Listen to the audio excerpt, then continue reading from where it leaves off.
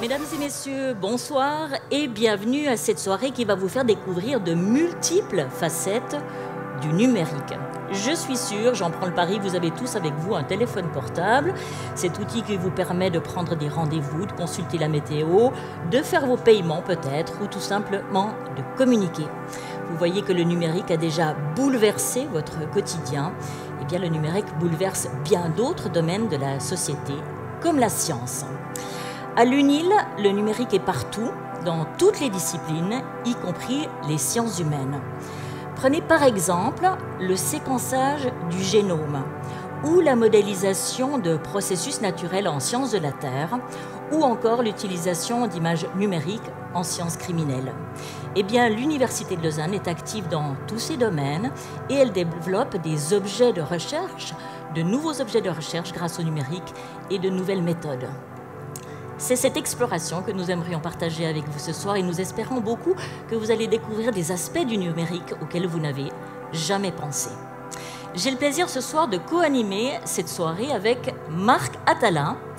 Marc, bonsoir. Bonsoir Nathalie.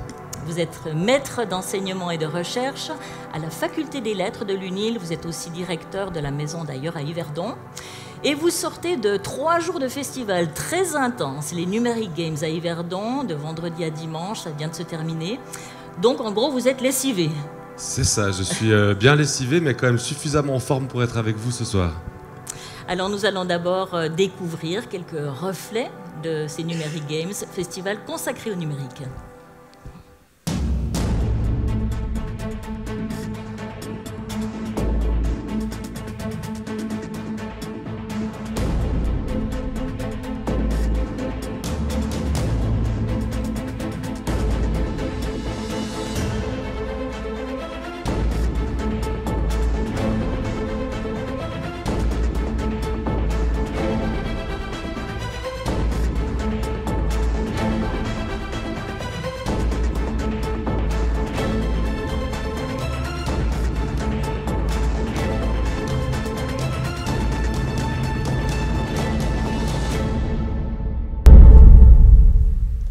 Voilà, c'était le trailer pour se mettre dans l'ambiance. Ces Numeric Games ont été coproduits par la HEIGVD. Donc ça, c'est pas tellement étonnant, mais pourquoi un partenariat avec l'Université de Lausanne? C'est-à-dire que quand j'ai imaginé Numeric Games il y a quelques années, c'était en 2015, effectivement, la maison d'ailleurs étant un musée à Yverdon, je me suis assez rapidement tourné vers l'école d'ingénieurs, donc la HEIGVD, qui a tout de suite répondu d'ailleurs présent pour venir participer au festival. Et puis, quand il a fallu produire une programmation d'année en année sur 3 jours avec une quarantaine d'activités pour le grand public, au bout d'un moment, je me suis tourné aussi dans mon réseau à moi. Et dans mon réseau à moi, il y a des chercheurs, il y a des amis, en sachant que c'est pas exclusif. Il y a des gens que j'avais entendu parler sur du jeu vidéo, sur des activités de réalité virtuelle, sur des spectacles. Et donc assez rapidement, il s'est avéré que dans le festival depuis l'année passée, enfin depuis 3 ans, mais surtout depuis l'année passée, beaucoup de chercheurs venaient en fait parler, faire des démonstrations, créer des zones, en particulier une zone dédiée aux jeux vidéo. Donc assez logiquement, je me suis demandé si l'université était intéressée à soutenir de manière un peu plus importante la manifestation, en particulier en soutenant toutes les activités où des chercheurs, voire des étudiants étaient impliqués. C'est ce qui fait d'ailleurs qu'au tout début, vous avez vu un extrait de film qui avait été réalisé par 2 de mes étudiants l'année passée autour de la remise d'un prix littéraire, mais on en parlera plus tard. Alors nous avons de la chance d'avoir des images de ce festival qui ont été tournées ce week-end et je vous propose de les commenter avec nous, là voilà un peu en direct pour nous parler de ce festival, de l'importance du numérique aussi. Oui, alors c'est à peu près la seule chose que j'ai vue, c'est ça, c'est-à-dire L'idée du Numeric Games, donc, c'est de multiplier des activités qui vont de ce temps pour les enfants. C'est pour ça qu'il y avait des activités liées à Nintendo, hein, ça fait partie des rares jeux vidéo qui sont jouables à partir d'un âge relativement jeune, avec des démonstrations en réalité virtuelle. Ici, on pouvait des fois expérimenter ses peurs. On essaie d'animer aussi, c'est un festival outdoor, donc il faut animer les rues, il faut que les gens se sentent dans une ambiance festival. Donc j'avais trouvé ce studio de design allemand qui avait reproduit des sortes de Transformers géants qui marchaient assez bien autant chez les enfants que chez les parents. Même dans les silent disco, le soir, ça se passait relativement bien. Mais l'idée, c'était aussi de pouvoir montrer comment aujourd'hui le numérique permet un ensemble de créativité, un ensemble de processus créatifs. Ici, des Fab Labs où les enfants pouvaient construire leur propre console de jeu, comme vous pouvez le voir ici, et guidés par en fait des médiateurs à ce moment-là. Il y avait aussi beaucoup de spectacles. Ici, une compagnie japonaise qui s'appelle Enra que j'avais invitée. C'est la première fois qu'ils venaient en Europe. On voit des danseuses, ils sont de 2 à 6 sur scène, qui n'interagissent pas avec des projections, c'est juste qu'ils sont excessivement synchrones. Et donc, en fait, on a l'impression que c'est eux qui déclenchent les mouvements qui sont projetés derrière eux. Un peu de promo. Le jeudi, il y avait on commence le festival qui ouvre le jeudi soir pour les VIP, mais on propose une journée de conférence. Cette année, c'était sur le thème intelligence artificielle et business avec ou sans moi, destiné plutôt aux politiques ou aux PME, qui permet d'amener des professeurs, en l'occurrence ici de l'Université de Lausanne, de la HUGVD, mais aussi des gens externes, des startups qui sont venus nous parler de leur expérience. C'était vraiment alors un peu plus spécifique, mais qui permettait à un public assez vaste d'avoir un ensemble de points de vue qu'on n'a pas forcément l'habitude d'avoir dans ce genre de manifestation-là. Et puis suite à cet événement-là, le festival débutait le lendemain. L'idée, c'était de pouvoir vraiment proposer aux gens de déambuler. On n'est pas juste dans un festival passif où on attend son groupe préféré pour écouter de la musique.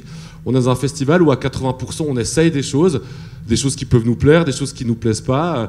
On peut s'amuser à retrouver des flippers ou des bornes d'arcade, ou bien découvrir les jeux vidéo contemporains dans un immense espace à l'entrée du festival dédié aux jeux vidéo, voir aussi comment les étudiants travaillent sur le robot, mais avec cette idée qui était un peu étrange au départ, qu'un festival dédié aux nouvelles technologies, c'est un festival outdoor, c'est pas une convention, c'est pas un salon, c'est pas un forum, ça n'a pas lieu dans une grande salle, ça mélange à la fois la culture populaire, ce qu'on pourrait voir ici avec les concours de cosplay, mais qui étaient des concours participatifs, c'est les gens qui devaient répondre aux questions.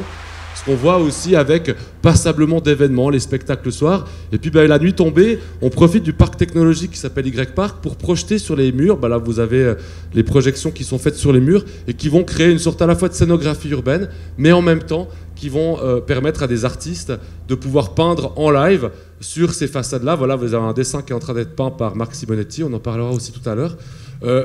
C'est un peu cette espèce d'idée de mélanger les genres, de mélanger les activités pour aussi mélanger les publics. J'ai jamais compris qu'on puisse ne pas vouloir s'adresser à tout le monde. Alors c'est toujours compliqué. La meilleure manière de faire, à mon avis, c'est de proposer plein de choses différentes qui fait que tout le monde va peut-être venir pour une raison, mais va ressortir avec plein de raisons pour revenir l'année suivante. En tout cas, on l'espère. Jusqu'à 20 ans, c'est comme ça que ça marche. Donc il y avait aussi des jeux vidéo qui avaient été créés spécialement pour le festival, qui étaient projetés sur un bâtiment. Donc vous avez une projection monumentale, ça permettait de pouvoir aussi faire découvrir aux gens des créations spécifiques. Là, c'est moi. Je ne sais pas quoi dire. Puis en plus, c'est vous qui avez imaginé, conceptualisé cette soirée. C'est vous qui avez finalement contacté les gens. Qu'est-ce qui vous a guidé pour préparer la soirée de ce soir ? Un petit peu, je crois, la même chose que ce qui me guide quand j'imagine le festival, c'est de proposer au public, vous, un ensemble de recherches que j'ai pu découvrir. Alors certaines, je les connaissais, d'autres, j'ai pu les découvrir en discutant avec les intervenants, qui, toutes, d'une manière ou d'une autre, impliquent le numérique ou n'auraient pas pu exister sans le numérique, sans forcément tomber dans les poncifs du genre. On a souvent des discussions qui sont toujours sur les mêmes thèmes. Là, on va découvrir ce soir un ensemble d'activités, un ensemble de recherches, un ensemble de résultats qu'on n'aurait peut-être pas forcément imaginé a priori, et en particulier à l'Université de Lausanne. C'est un peu ce qui m'a un peu guidé à composer ce programme un peu étonnant dans une soirée dédiée au numérique par rapport à ce qu'on a l'habitude d'entendre. Nous avons 2 artistes avec nous sur scène qui vont nous accompagner durant notre soirée et vous allez nous les présenter. Marc Simonetti, illustrateur. Oui, alors Marc Simonetti, qui était là aussi il y a quelques jours au festival, donc qui est tout aussi fatigué que moi, il était passablement connu il y a quelques années parce que c'est lui qui a réalisé le Trône de Fer, qui a ensuite servi à la licence de Martine, donc l'illustration du livre et puis des films. C'est un illustrateur numérique qui travaille sur Photoshop. On va voir tout à l'heure d'ailleurs son travail en live. qui a réalisé beaucoup de travaux de commande. Vous savez qu'aujourd'hui, les illustrateurs numériques ne peuvent pas exposer dans les galeries ou les musées parce que on est encore à cette époque où on a le sentiment que si vous n'avez pas une œuvre originale, on va dire matérielle, alors elle est déclinable à l'infini. Puis je ne vais pas vous refaire la rhétorique qui existe depuis quand même pas mal d'années. Et c'est ce qui fait qu'ils doivent travailler sur des commandes. Donc Marc travaille à illustrer beaucoup de couvertures de livres, a aussi travaillé sur une quinzaine de films. Les derniers films sur lesquels il a travaillé, que vous connaissez sûrement, c'est Valérian de Luc Besson et Aladdin, le dernier Aladdin qui vient de sortir, où on ne voit pas où est Marc, si ce n'est dans les génériques de fin, mais c'est aussi ça, cette réalité-là d'artistes qui doivent composer avec un marché qui n'est pas encore tout à fait fait ou profilé pour accueillir leur création. Et qu'est-ce qu'il va faire pour nous ce soir? Alors ce soir, je lui ai proposé de transformer un bâtiment d'université, ceci est un bâtiment d'université, de transformer un bâtiment de l'université de Lausanne dans une version un peu futuriste, à la fois pour montrer comment il travaille. Vous verrez par moment dans la soirée les outils de Photoshop, j'en parlerai plus tard, pour voir comment à partir de cette image-là, on peut créer une image évidemment fantasmatique, mais aussi qui garde néanmoins le rapport avec le réel. C'est une sorte de métaphore évidemment de cette idée de transformer le réel avec le numérique. Avec nous également Philippe Vaudan, il est musicien et va nous offrir des plages sonores. Voilà, Philippe, tout comme Marc, vous voyez, c'est un peu une grande famille Numérique Games. Il était là au festival cette année. Les deux étaient d'ailleurs là à la toute première édition du festival en 2015. Et à cette époque, Philippe avait fait une playlist sur la thématique des robots. Je lui avais demandé de faire une playlist. Voilà, il faut animer 4 heures de playlist sur les robots. Il avait fait une playlist absolument incroyable, dont on me parle toujours par ailleurs, en mélangeant de la musique de film, des groupes underground, de la musique connue, enfin un peu plein de choses expérimentales aussi. Et donc ce soir, je me suis dit, tiens, ça peut être intéressant de l'inviter, à la fois pendant la soirée, plutôt pour un tapis sonore, et je précise que la musique a été réalisée par Tristan Musso, qui est un associé à Philippe, mais aussi par après, je crois, pour l'apéritif, qui va nous passer un petit peu de musique. Ça permettait de pouvoir recréer un peu cette ambiance, conférence, illustration, ou dessin en live, et puis musique aussi en live. Très bien, maintenant je vous propose que nous entrions dans le vif du sujet, numérique et littérature. Il existe depuis 2 ans un prix littéraire suisse pour les meilleures nouvelles de science-fiction et ce concours connaît un extraordinaire succès, plus de 100 textes envoyés lors de la première édition. Quelle était l'idée au départ? Parce que c'est en fait un partenariat UNIL et la Maison d'Ailleurs pour créer, pour lancer ce concours. Hein.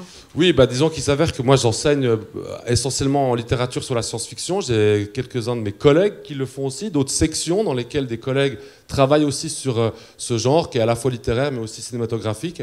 Et disons, le point commun de ces recherches, c'est de se rendre compte que la science-fiction est un bon outil, à mettre entre guillemets, pour réfléchir un peu différemment par un biais décalé au monde dans lequel on vit. La science-fiction est héritière de la tradition utopique qui permettait de critiquer les défaillances d'une société donnée à l'aune d'un modèle idéal projeté dans une île en général inaccessible ou quasi inaccessible. La science-fiction, c'est un petit peu ça. On va vers aussi une île inaccessible, le futur, mais qui nous permet de pouvoir critiquer les défaillances. Et on s'est dit, bah, tiens, finalement, tout le monde vit dans ce monde-là, tout le monde a quelque chose à dire sur le monde dans lequel on vit. Donc pourquoi ne pas lancer comme ça, spontanément, un concours d'écriture qui permettait aux auteurs débutants, confirmés, étudiants, personnes âgées, bref, qu'ils voulaient, de nous dire, parlez-nous, racontez-nous le futur, et ce faisant, racontez-nous le présent, racontez-nous les aspirations, les peurs, les problématiques du présent. Et c'est ça l'origine du prix de l'Ailleurs, qui a associé la Maison d'Ailleurs, l'Université de Lausanne, et les éditions Elis Hélas à Vevey, qui publient les 10 meilleures nouvelles sélectionnées par le jury. Et ce soir, pour en parler de ce prix, nous accueillons Alexandre Grandjean. Il est chercheur à la faculté de théologie et des sciences des religions, mais aussi chercheur. Bonsoir Alexandre.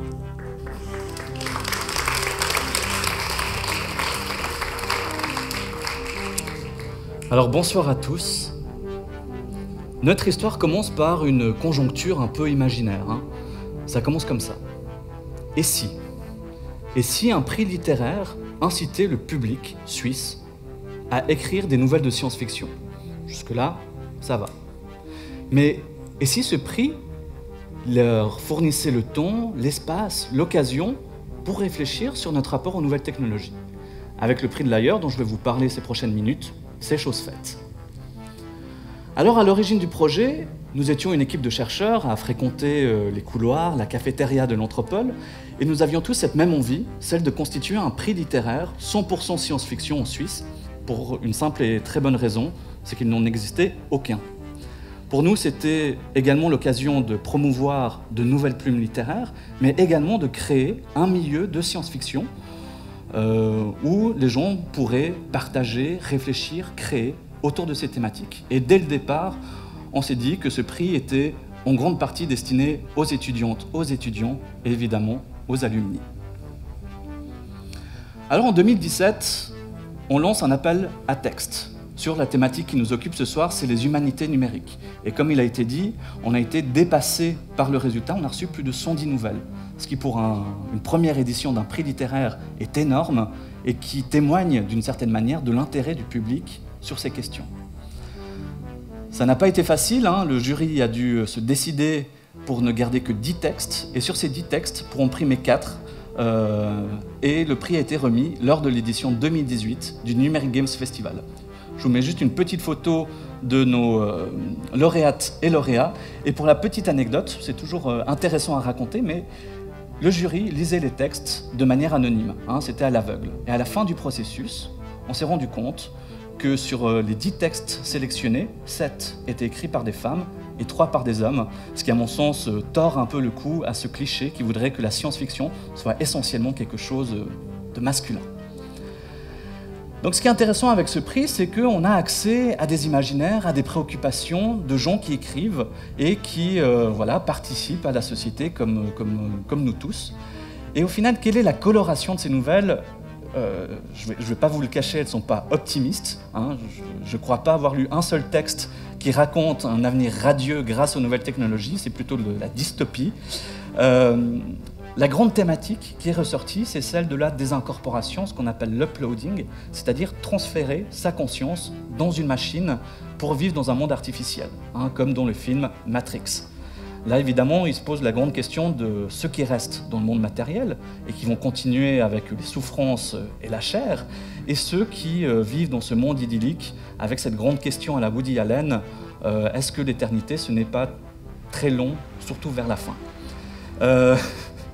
La deuxième grande thématique, évidemment, c'est celle qu'on retrouve notamment dans des séries comme Black Mirror, c'est celle du contrôle social. À quel point est-ce que les nouvelles technologies ne contrôlent pas, n'agissent pas, n'influencent pas sur nos libertés, sur nos capacités d'action individuelles et collectives. La corollaire de cette thématique, c'est évidemment celle de l'exclusion. Hein. Généralement, quand on parle de nouvelles technologies, on ne pense que très peu à ceux qui sont exclus de ces nouvelles technologies, ceux qui n'y ont pas accès et qui deviennent dès lors des sortes de outcasts de ces systèmes-là. Donc ça, c'est pour l'édition 2018. Je vais quand même vous parler de l'édition 2019 parce que nous l'avons lancé et remis samedi passé lors des Numeric Games Festival et qui avait pour thème Swiss Wars, la thématique de la guerre en Suisse. On imagine toujours la science-fiction en guerre au niveau de la galaxie, mais très rarement en Suisse, hein, ce dôme parfait, pacifique et préservé de tout. Pour ceux que ça intéresse, le livre est en librairie à partir d'aujourd'hui. Et ce que vous voyez derrière moi, c'est encore les créations des étudiants de Marc Atala qui ont accompagné la remise du prix. Maintenant, on parle de science-fiction, donc je vais quand même vous parler de notre avenir, peut-être de votre avenir à vous aussi. C'est la suite qui se prépare, l'édition 2020, et qui prend un thème qui nous touche tous, qui est un thème extrêmement large, on l'a voulu extrêmement général, mais qu'est-ce que ça fait de vivre dans un monde, dans notre monde, dans un monde futur qui est bouleversé. Et évidemment, ça reprend les grandes thématiques de l'Université de Lausanne sur les questions de durabilité. Donc, pour ma part, j'espère déjà que je vous ai donné envie à travers cette petite présentation de continuer ou de nous rejoindre dans cette belle aventure qu'est le Prix de l'Ailleurs, et peut-être, qui sait, de prendre les plumes, de prendre les claviers et de nous envoyer un texte pour l'édition 2020. Donc je vous remercie et surtout je vous laisse entre les mains de mes collègues.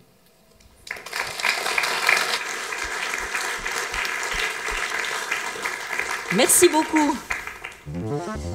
Nous allons rester dans le domaine de la littérature avec notre prochain intervenant.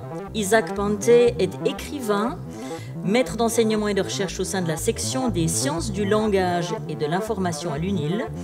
Et vous allez nous en dire un peu plus sur ces recherches. Alors, un peu plus, mais pas trop. Déjà, Isaac, on l'a vu tout à l'heure, puisqu'il était jeudi passé lors de la journée professionnelle dédiée au PME à Numérique Games, puisqu'il a fait une synthèse de la journée sur l'intelligence artificielle. Et ce soir, il va nous parler plus spécifiquement de ses recherches qui permettent de comprendre les textes littéraires autrement, différemment. Le numérique, il vous en dira un peu plus évidemment, permet de visualiser la matière texte comme on ne la voit jamais, ou alors de craquer le code du texte. Par rapport aux recherches ou au titre d'Isaac, il est effectivement aussi cofondateur du Game Lab, le groupe d'études sur le jeu vidéo de l'Université de Lausanne, dont on parlera aussi un petit peu plus tard dans la soirée, et chargé de mission scientifique en matière de transition numérique auprès de la direction de l'UNIL. C'est avec plaisir que nous l'accueillons ce soir.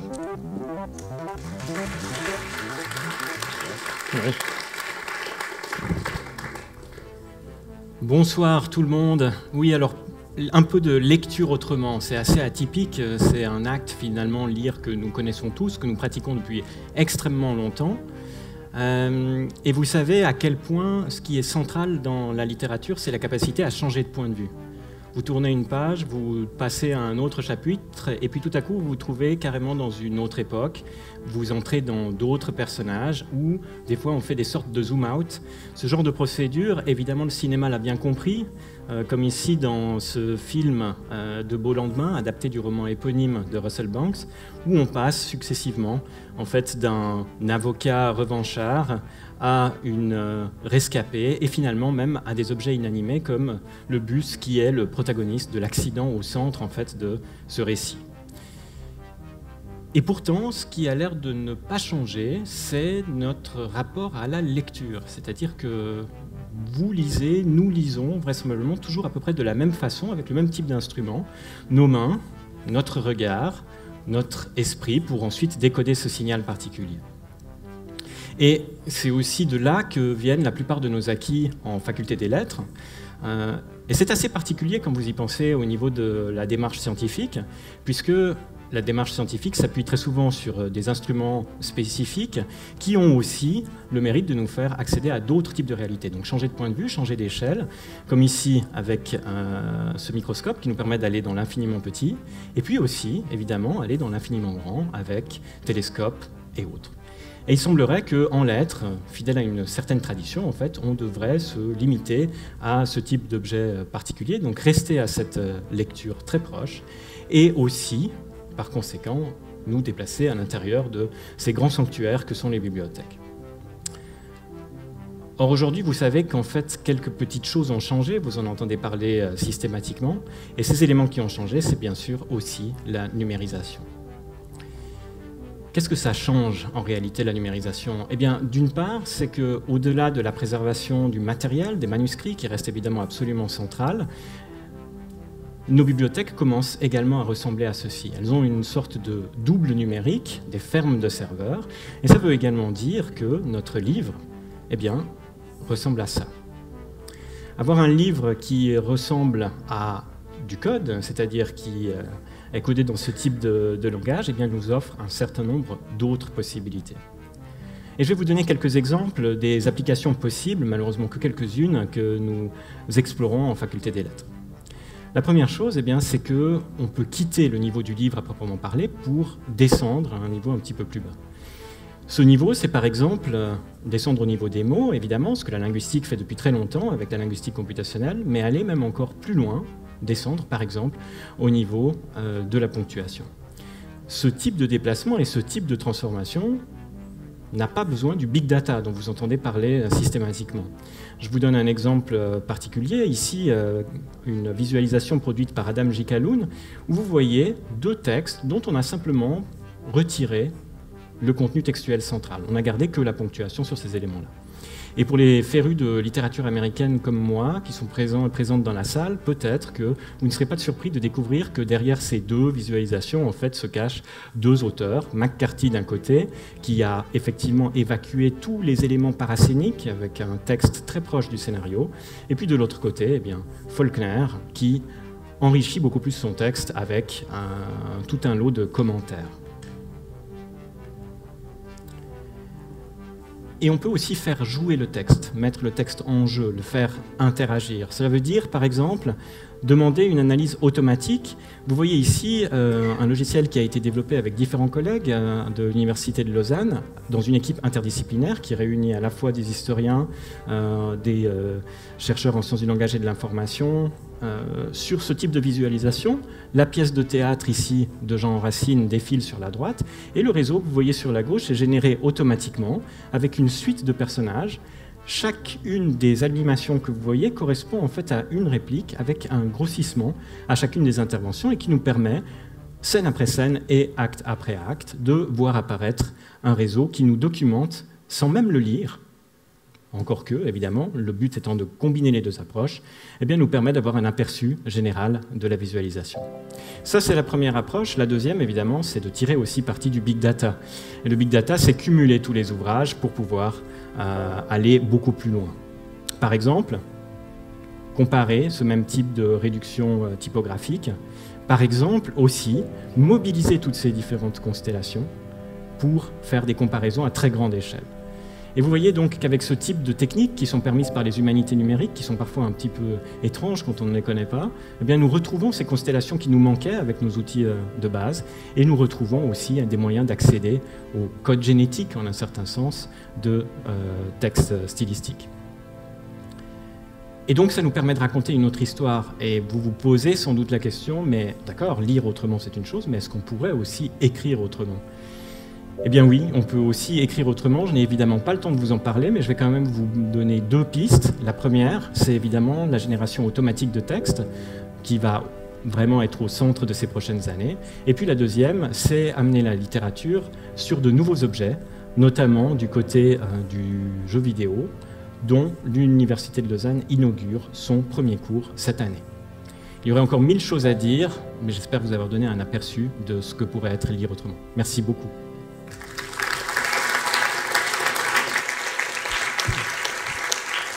Merci beaucoup. Et si nous jetions un coup d'œil au dessin qui est en train de se réaliser? Voilà, le bâtiment a passablement changé. Pendant que nous parlons. Donc l'idée, c'est qu'on vous montre à plusieurs reprises l'état d'avancement. Donc je pense que vous vous rappelez du bâtiment qui avait été projeté au tout début lorsque Marc Simonetti était présenté. Voilà, c'est pratique. C'est radical. Hein. Ouais. L'idée, c'est que je me rappelle quand on avait fait la toute première édition de Numeric Games, j'avais invité 4 artistes numériques à peindre sur un bâtiment à Yverdon, et ils me disaient pourquoi tu veux montrer ces trucs-là, c'est à l'interface. Hein, ils auraient bien voulu qu'on ne voit que l'image. Et je trouvais que c'était intéressant pour le public d'aller un peu plus loin et de se rendre compte que d'une part l'ordinateur ne fait pas tout, ce qui est un peu des fois les présupposés qu'on peut avoir, qu'il suffit en gros de cliquer sur quelques boutons et tout se passe, et puis qui permettait de pouvoir aussi voir un processus que je trouve intéressant dans la compréhension de Photoshop. Je vous rappelle que Photoshop n'est pas un logiciel destiné à ce genre de choses-là, hein, c'est un logiciel de retouche d'image, et on voit comment les artistes numériques ont utilisé le logiciel, l'ont quelque part changé ou ont transformé son utilisation pour faire ce qu'on faisait à l'époque. Enfin, moi je faisais ça quand j'étais enfant, c'est-à-dire dessiner sur des papiers calques et après on superposait les papiers calques, ce qui permettait de créer des images dont évidemment il aurait été impossible d'avoir le résultat avec une seule feuille de papier. Ben, c'est à peu près comme ça que fonctionne Photoshop. Vous avez sur la droite ici les papiers calques, c'est-à-dire non pas les papiers calques mais les calques numériques, avec lesquels Marc va devoir d'une part jouer, il va créer des nouveaux calques en permanence qui vont devoir se superposer les uns aux autres, et puis qui vont permettre de créer une ambiance générale. Autrement dit, il sculpte en vertical, c'est juste que c'est un vertical virtuel, dans le numérique, dans les pixels, pour arriver à créer des ambiances générales, alors qu'on pourrait parfois avoir l'impression que les illustrateurs finalement déposent pixel après pixel sur une image unique, ce qui n'est pas le cas. Une image comme ce soir, c'est une 50aine de calques différents, en sachant que c'est presque une perfo qu'on voit, puisque habituellement une image, il faut quand même plus que 1h10 pour la faire. Ici, on aura une 50aine de calques, évidemment, sur une image pour un travail de commande cinématographique, romanesque ou BDique, ça peut prendre beaucoup plus de calques, et qui montre aussi la capacité de se repérer dans les calques, et puis de pouvoir aussi, par-ci, par-là, intervertir pour créer des effets qui sont difficiles à estimer. Donc là, on est plus dans une ville un peu la Blade Runner, comme ça, c'était un peu d'ailleurs le but, je crois, qui va nous accompagner tout au long de la soirée. Très bien, je vous propose qu'on passe à la prochaine présentation. Et s'il y a bien un domaine où l'on n'attend pas le numérique, c'est le domaine de l'histoire. Qu'est-ce que le numérique peut bien nous apporter dans notre représentation de l'Antiquité ? Eh bien, vous allez découvrir beaucoup de choses. Nous allons parler maintenant du jeu vidéo Assassin's Creed. C'est un jeu qui permet de voyager dans le temps, de se projeter dans des lieux et des époques du passé. C'est un jeu qui a un immense impact sur les jeunes parce qu'il faut le savoir, dans la tranche des 25-40 ans, 95% jouent aux jeux vidéo. Oui, ce qui est peu surprenant finalement. Pour ceux qui ont passé plus qu'une dizaine d'heures, contrairement à Mathieu Pellet sur Assassin's Creed. Donc l'idée, c'était de pouvoir vous présenter ici une réflexion à partir du jeu Assassin's Creed, qui est en fait une licence de jeu. Il y a beaucoup de jeux différents, vous le verrez tout à l'heure, dont certains de ces titres, en particulier le dernier, se passent dans l'Antiquité. Assassin's Creed Odyssey se passe dans la Grèce antique. L'idée, c'était aussi de pouvoir réfléchir au fait que Ubisoft, l'éditeur du jeu, est composé où l'équipe Ubisoft, c'est pas 3 types dans un garage, c'est 5000 employés, c'est-à-dire plus grand que beaucoup d'entreprises en Suisse, qui inclut dans ces 5000 employés des historiens, des archéologues, puisque une des propriétés du jeu Assassin's Creed, c'est son degré de réalisme. C'est-à-dire cette capacité à modéliser la Grèce antique, l'Égypte ancienne, en gros, selon les données ou une partie des données fournies par les chercheurs. Autrement dit, cette licence de jeux vidéo se situe entre art, business, histoire et pop culture, mais à mon avis, pour en parler, on peut accueillir Mathieu Pellet, historien des religions, spécialiste de l'Antiquité et créateur à son temps perdu de jeux vidéo. À lui la parole.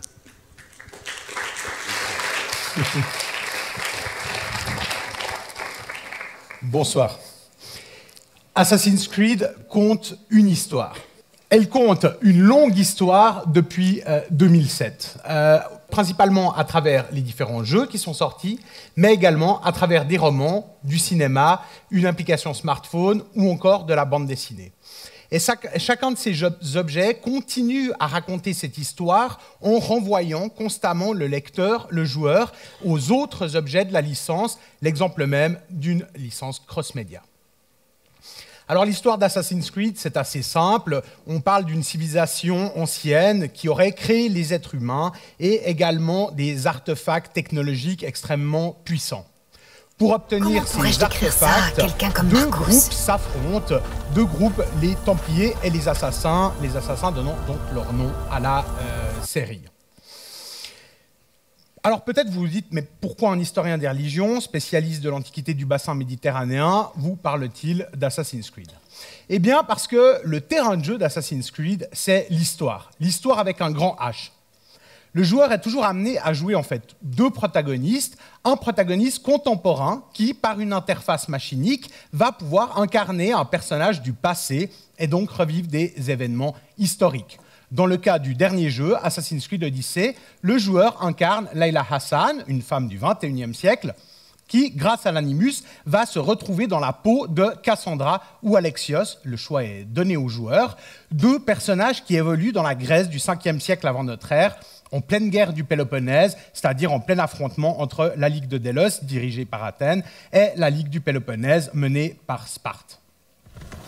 Quand je vous dis que l'histoire, c'est le terrain de jeu d'Assassin's Creed, c'est pas juste une image, tout simplement le paysage représenté, le paysage modélisé est immense. Vous voyez ici la carte tirée du jeu, donc tout l'espace qui a été modélisé, et vous voyez le détail qui a apporté à la modélisation dans cet extrait de ma partie, de mes quelques dizaines d'heures de jeu, comme disait Marc, visite de l'Acropole gratuite. Évidemment, il ne s'agit pas seulement de représenter les grands monuments, les grands espaces. Il faut aussi, outre la mer, les espaces de la montagne, représenter également ou imaginer en fait le quotidien des Grecs d'il y a 2500 ans. Il faut encore imaginer, et là on est vraiment souvent dans l'imagination, imaginer ce qu'ont pu être les grandes figures historiques des époques des peintres, Hérodote, Périclès, Cléon, Léonidas ou encore Socrate. Assassin's Creed raconte donc deux histoires. il raconte son histoire, sa propre narration, et l'histoire avec un grand H, l'histoire humaine, suivant les époques dépeintes dans le dernier, donc vous l'aurez compris, la Grèce classique. Mais il est une autre histoire qu'Assassin's Creed raconte, et cette histoire, c'est la nôtre. C'est notre histoire, nos enjeux contemporains qui sont constamment présentés. Je vous l'ai dit, dans le dernier opus, on peut enfin jouer une femme. On peut jouer un homme, on peut toujours jouer un homme, mais on peut aussi jouer une femme. On a le choix, et c'est le premier, la licence a commencé en 2007, première fois où on a eu ce choix. J'ai donc décidé, pour mes heures de jeu, d'incarner donc Cassandra, cette femme grecque du 5e siècle avant notre ère. Ah, je vous montre un petit peu. Je vous plonge ici en pleine bataille, en plein affrontement entre deux groupes armés, une faction athénienne et une faction spartiate. Et vous voyez au milieu de l'écran mon personnage, c'est-à-dire Cassandra, cette femme se bat avec ce champ de bataille. Maintenant, si on fait un petit arrêt sur image, vous noterez sans peine que ce champ de bataille est exclusivement masculin, à l'exception de Cassandra, que j'ai décidé de jouer. J'aurais pu jouer Alexios, on n'aurait que des hommes. En fait, une présence uniquement masculine sur un champ de bataille ne choque pas forcément l'antiquisant que je suis. Pour rappel, un orateur athénien du IVe siècle avant notre ère nous disait au sujet des femmes « Nous avons les courtisanes en vue du plaisir, les concubines pour nous fournir les soins journaliers, les épouses pour qu'elles nous donnent des enfants légitimes, et soit les gardiennes fidèles de notre intérieur. » Vous m'aurez compris, la Grèce classique était une société patriarcale, légèrement tendance misogyne quand même. Donc, vous aviez très peu de chances de trouver une femme sur un champ de bataille ou, comme Cassandra, une mercenaire. On est rassuré, les historiens engagés par Ubisoft, comme le disait Marc, 5000 personnes, mais en moyenne 200 historiens qui travaillent sur un jeu, ont bien renseigné les équipes en leur disant « Oui, attention, champ de bataille égale présence masculine ». Dès lors, si Cassandra caresse sa lance, qu'elle manie vraiment avec un vrai professionnalisme, c'est bien plus pour répondre à nos enjeux contemporains, la question de l'égalité des genres par exemple, et de leur représentation dans les médias numériques ou vidéoludiques en l'occurrence, plutôt qu'une erreur de représentation du passé, une erreur de reconstitution du passé. Assassin's Creed raconte donc 3 histoires. Tout d'abord, il raconte sa propre histoire, son scénario. Mais il raconte encore 2 histoires qui me semblent vraiment importantes et qui méritent d'être étudiées. Tout d'abord, il raconte l'histoire avec un grand H, et ce, avec un impact monstrueux. Le dernier opus s'est vendu à quelques 5,5 millions d'exemplaires, il est sorti il y a quelques mois, et surtout, il a une forme ludique. Donc autant vous dire qu'il y a peu de chances que vos enfants, vos adolescents, vous-même, la nuit, ne vous souveniez mieux des grandes figures de l'époque classique et de la géographie grecque qu'après avoir passé quelques bonnes dizaines d'heures sur Assassin's Creed Odyssey. Mais outre cette reconstitution impressionnante du passé, Assassin's Creed raconte encore une 3e histoire et, comme je vous l'ai dit, c'est celle de nos enjeux contemporains. Assassin's Creed raconte ces enjeux peut-être malgré les développeurs, c'est-à-dire que les développeurs injectent bien sûr ces enjeux, ces questions contemporaines dans ces jeux. Et ça m'amène à affirmer tout de même que si nous pouvons bien sûr étudier Assassin's Creed en tant que bel objet de réception de l'histoire humaine, de l'Antiquité pour le dernier opus, nous devons étudier Assassin's Creed et en fait étudier les objets vidéoludiques, les jeux vidéo, en ce sens qu'ils sont d'excellents témoins de nos enjeux contemporains. Et c'est uniquement par cette analyse que nous pourrons préparer l'avenir. Merci de votre attention.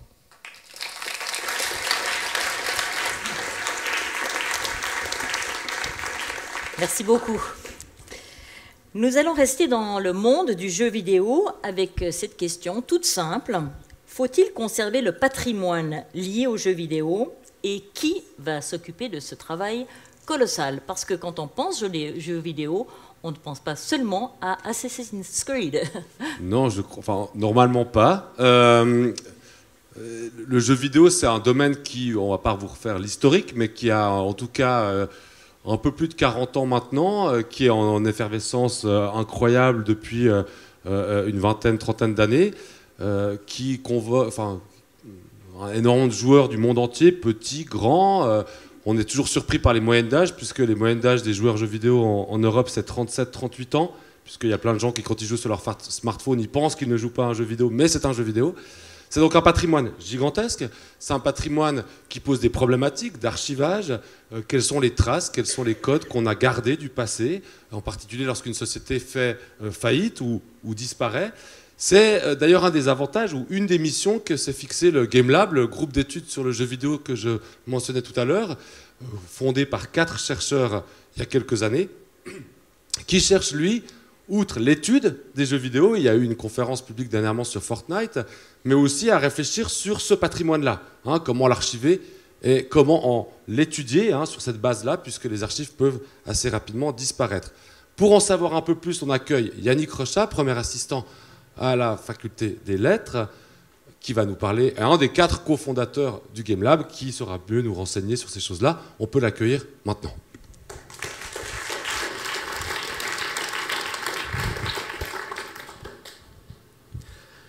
Bonsoir. Pendant la présentation, vous verrez derrière moi des extraits de jeux vidéo suisses, qui va sauver ce patrimoine vidéoludique, ce patrimoine inestimable. On estime que 3/4 des films de l'époque du cinéma muet ont disparu, ont été perdus. Il y a plusieurs raisons à ça, des questions d'espace de stockage, de coûts de stockage, mais notamment un problème en fait, de reconnaissance à l'époque de l'importance pour les générations futures de conserver ces artefacts. C'est une des raisons qui a poussé le Conseil fédéral, dans un rapport récent, paru l'année passée, qui faisait une estimation de l'importance du jeu vidéo sur le plan culturel, mais aussi de l'intérêt en fait, économique, d'allier les entreprises avec des artistes dans les médias interactifs, à aider cette industrie. Et dans ce rapport, le Conseil fédéral terminait, la conclusion, la dernière phrase, consistait à dire, enfin, les politiques culturelles devront aussi aborder l'archivage des jeux vidéo en tant que produit culturel entièrement numérique à des fins d'études, de conservation du patrimoine culturel et de transmission. Donc évidemment, l'aspect conservation du patrimoine culturel et transmission est inattaquable, mais il mentionnait aussi cet aspect en fait, de sauver le jeu vidéo pour des fins d'études, parce qu'aujourd'hui, les données qu'on produit sont numériques, sont sur des supports qui ont des problèmes d'obsolescence, qu'on perd plus vite qu'on perd en fait, nos archives écrites. Et donc, étudier ces problématiques-là, c'est aussi étudier les problématiques de l'enregistrement et de la sauvegarde des données d'aujourd'hui. Le jeu vidéo, média populaire, média de masse depuis plus d'un demi-siècle. Il entre dans les salons dans les années 70 avec les différentes consoles, puis on le pratique sur des ordinateurs, la micro-informatique. Et finalement, aujourd'hui, et c'est un de nos gros problèmes de sauvegarde, les smartphones et tablettes. Le jeu vidéo est un reflet de différentes époques, et puis il a aussi servi en fait de bassin d'influence pour beaucoup de gens qui ont grandi ensuite avec des souvenirs de ces objets. Donc il y a un fort intérêt à sauver en fait, tout ce patrimoine, et donc c'est une des motivations qu'on a eues à créer notre Game Lab. On organise aussi des actes de médiation, bien sûr on fait de la recherche, et puis on donne des enseignements autour du jeu vidéo à l'UNIL et à l'EPFL. Alors, parmi ces actes de médiation, une chose qui n'est pas évidente, mais en fait le jeu vidéo, on le pratique différemment suivant les époques. Aujourd'hui, on le pratique dans le métro, dans le train. À l'époque, on était assis en tailleur sur un tapis, souvent qui avait une forte odeur, une tapisserie à fleurs, des conditions qui sont assez difficiles en fait, à retransmettre ou à décrire aux personnes qui découvrent le jeu vidéo aujourd'hui. Donc il y a possibilité de faire des installations de ce genre. Celle-ci a été organisée avec le musée Bollot à l'occasion de la Nuit des musées l'année passée. Mais nous faisons aussi d'autres actions. Donc, en inventoriant des fonds d'archives, nous avons découvert par exemple ce jeu, le Tché, un jeu qui n'est jamais sorti. Donc en plus de devoir documenter l'histoire du jeu vidéo, on doit documenter l'histoire des non-jeux vidéo, ceux qui n'ont jamais été publiés. En haut à droite, l'histoire sans fin 2. Donc, le film a été adapté par une boîte suisse il y a plus de 20 ans. C'est des enjeux assez spéciaux pour sauver ces objets, pour les faire tourner encore aujourd'hui sur les machines actuelles. En bas, les jeux ludo-éducatifs, la série des Bloopy sur l'ordinateur vaudois Smaky. Et en bas à droite, juste pour l'illustration, un jeu qui a plus de 60 ans, le Tennis for Two, dont on voit ici le schéma électrique. Alors, une des premières tâches a été, et cette tâche est toujours en cours, en collaboration avec les différents créateurs et créatrices de jeux, d'inventorier ces jeux vidéo suisses pour avoir une idée en fait, de l'ampleur de la tâche. Donc on a plusieurs centaines de jeux déjà recensés. On devrait arriver à 1 millier si on arrive à être exhaustif. La production est vraiment très importante aujourd'hui, mais on peut remonter jusqu'aux années 60 pour les premiers jeux. Donc tout ce travail, enfin, nous on le théorise beaucoup, on fait de la médiation, on le met en avant, mais il ne pourrait pas se faire sans l'aide de différents musées. Ici on voit le musée Bollot, les deux images à gauche. En haut à droite, la Bibliothèque nationale de France, qui a un dépôt légal, donc ils récupèrent énormément de jeux, puis ensuite ils les mettent à disposition des chercheurs et chercheuses. Et en bas à droite, un des plus importants musées actifs dans ce domaine-là, le musée de Rochester dans l'État de New York. Je disais à un moment qu'il y avait une urgence à agir, à sauver ce patrimoine. Aujourd'hui, avec les mises à jour extrêmement fréquentes de nos machines, nos ordinateurs et surtout nos smartphones et nos tablettes, on a des jeux qui sont sortis il y a moins de 5 ans qui ont déjà disparu, qu'on ne peut plus faire tourner. La prochaine mise à jour de macOS va faire disparaître toute une série d'applications, toutes celles qu'on dit en fait tourner 32 bits. Donc voilà, ce patrimoine va disparaître si on ne le sauve pas, tout comme les jeux sur le format Flash ont pour la plupart disparu. Ça va peut-être vous faire rire, Flash, mais en fait, énormément des créateurs, créatrices de jeux vidéo aujourd'hui ont créé leur premier jeu sur ce format-là.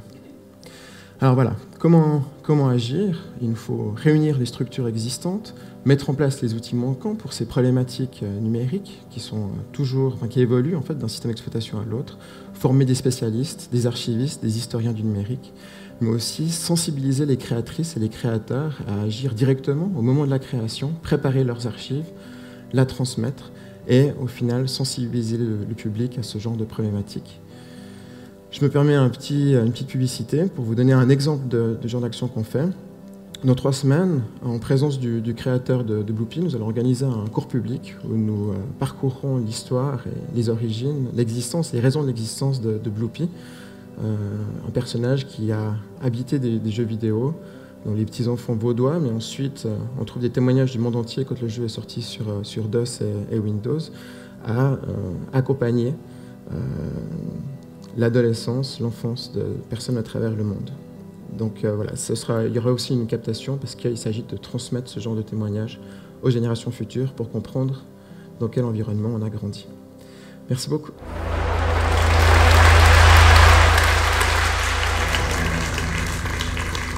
Merci beaucoup Yannick.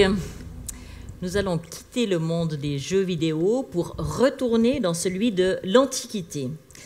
Et si je vous dis Palmyre, qu'est-ce que ça vous évoque? Une cité antique, oui, gréco-romaine, qui se situe en Syrie, à 200 km de Damas. Un site archéologique inestimable, extraordinairement bien conservé et classé patrimoine mondial de l'UNESCO. Ceci est jusqu'en 2015, date à laquelle Daesh prend possession des lieux, investit les ruines et détruit le fameux temple de Palmyre. C'est une destruction qui provoque une consternation dans le monde entier. Mais c'est là que commence l'aventure extraordinaire de Patrick Michel, spécialiste de l'histoire et des cultures du Proche-Orient, ancien à l'Université de Lausanne. Avec le soutien de différents partenaires, il nous en parlera dans quelques minutes, il modélise en 3 dimensions le temple de Palmyre et propose une expérience immersive qu'il va d'ailleurs partager avec nous tous ce soir, puisque vous pourrez essayer cette expérience au moment de l'apéritif. C'est donc avec plaisir qu'on l'accueille dans quelques secondes, mais d'abord on commencera par ce reportage de la RTS du 24 août 2015. Le temple de Baal-Shamin, merveille de l'Antiquité, résistait depuis 2000 ans. Il n'aura pas survécu au groupe État islamique qui revendique sa destruction. L'UNESCO dénonce un crime de guerre. Le temple de Baal-Shamin, un des joyaux de Palmyre, avait été commencé en l'an 17 de notre ère. Il aura été détruit avant d'avoir 2000 ans, si la revendication du groupe État islamique est véridique. Le fanatisme destructeur des islamistes ne touche pas seulement les pierres. Ils avaient assassiné l'ancien directeur du site, un homme de 82 ans, salué comme une figure culturelle de l'Orient. Le temple de Baal-Shamin n'aura pas résisté 2000 ans. Le temple de Baal-Shamin n'est plus. Mesdames et messieurs, lorsque je découvre ces images à l'été 2015, c'est d'abord un choc, un profond sentiment de tristesse, mais aussi un sentiment de colère. Libanais par ma mère, j'ai connu la guerre, les destructions, les atteintes faites au patrimoine. Suisse par mon père, j'ai eu la chance d'étudier dans ce pays, de me spécialiser à l'Université de Lausanne en archéologie et en histoire ancienne du Proche-Orient ancien. Cet événement, cette catastrophe, me touchait donc sur le plan personnel et sur le plan professionnel. Une fois le choc passé, on se demande ce qu'il est possible matériellement de faire pour dépasser la catastrophe, pour essayer de conserver la mémoire de ce patrimoine culturel inestimable. Naît alors un sentiment de devoir, le devoir de faire quelque chose pour ce site, pour ce monument emblématique de la Syrie romaine, construit donc dans les premiers siècles de notre ère. Un sanctuaire très important dans l'histoire de Palmyre, puisqu'il était dédié à Baal Shamin. Baal Shamin, ça veut dire le Seigneur des cieux. Le Seigneur des cieux était prié par la population de Palmyre comme un dieu agraire qui amenait les pluies nécessaires à l'agriculture et donc à la subsistance de ces populations de Palmyre. Sentiment de devoir également du fait que, peut-être peu de personnes le savent, mais le sanctuaire de Baal Shamin a été fouillé par un Suisse, Paul Collard, ancien directeur de l'Institut suisse de Rome et surtout ancien professeur d'archéologie à l'Université de Lausanne. Après sa mort en 1981, le fonds scientifique des archives de Paul Collard est transféré à l'Université de Lausanne, à l'Institut d'archéologie et des sciences de l'Antiquité, où il est toujours conservé aujourd'hui. À l'intérieur de ces archives, vous avez tous les plans en noir et blanc, les plans en couleur, et aussi des milliers de photographies qui documentent très précisément chaque élément architectural du sanctuaire. Nous avons aussi l'ensemble des carnets de fouilles et les croquis qui documentent jour après jour l'évolution de la fouille et qui permettent de documenter encore une fois très précisément les différentes composantes de ce sanctuaire. Je décide alors de lancer un projet de numérisation et d'indexation de ces archives et en partenariat avec une start-up française, Iconem, nous lançons un projet de modélisation en 3D basé sur l'ensemble de notre documentation pour rendre ce patrimoine aux générations futures.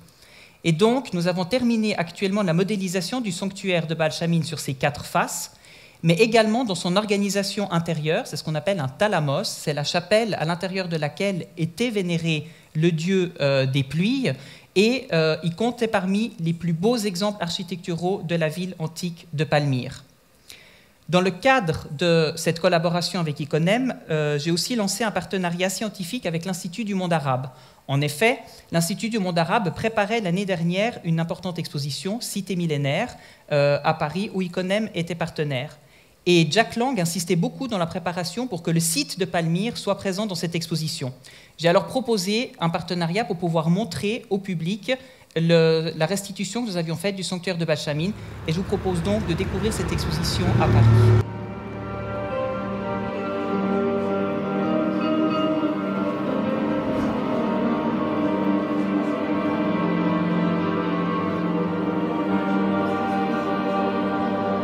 Donc voilà les images qui sont en fait un relevé photogrammétrique par drone en nuage de points effectué par la start-up française Iconem, qui permet de documenter actuellement l'état de destruction du sanctuaire de Baal Shamin, sur lequel vient s'interposer en transparence le modèle 3D fait entre l'Université de Lausanne et la start-up française Iconem du sanctuaire de Baal Shamin. On l'a laissé en transparence parce qu'il laisse entrevoir comme ça l'organisation interne de la chapelle. On a laissé aussi la vue sur le site entier de Palmyre pour se rendre compte de l'étendue du site et des destructions.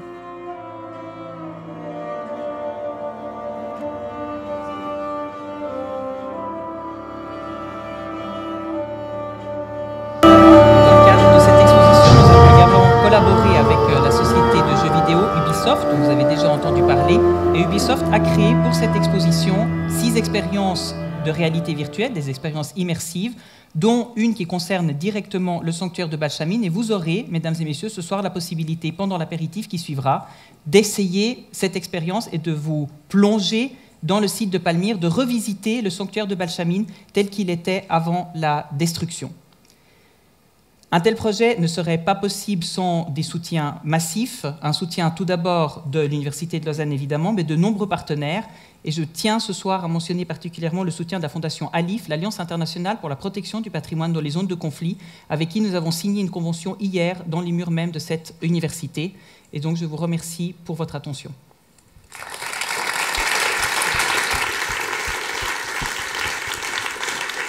Merci beaucoup Patrick, et peut-être un petit mot sur cette exposition quand même exceptionnelle qui a eu lieu à Paris et qui maintenant voyage encore. Effectivement, elle est actuellement visible à Bonn, à la Bundeskunsthalle, où nous avons participé donc la semaine dernière à l'exposition. Et donc pour ceux qui n'étaient pas à Paris, Bonn est très facilement accessible pour aller voir donc cette exposition. Et peut-être un jour en Suisse ? Il y aura une forme différente, mais une exposition est en préparation pour l'année prochaine, effectivement en Suisse. À Lausanne ? À Lausanne, octobre 2020. Magnifique. Merci beaucoup. Merci.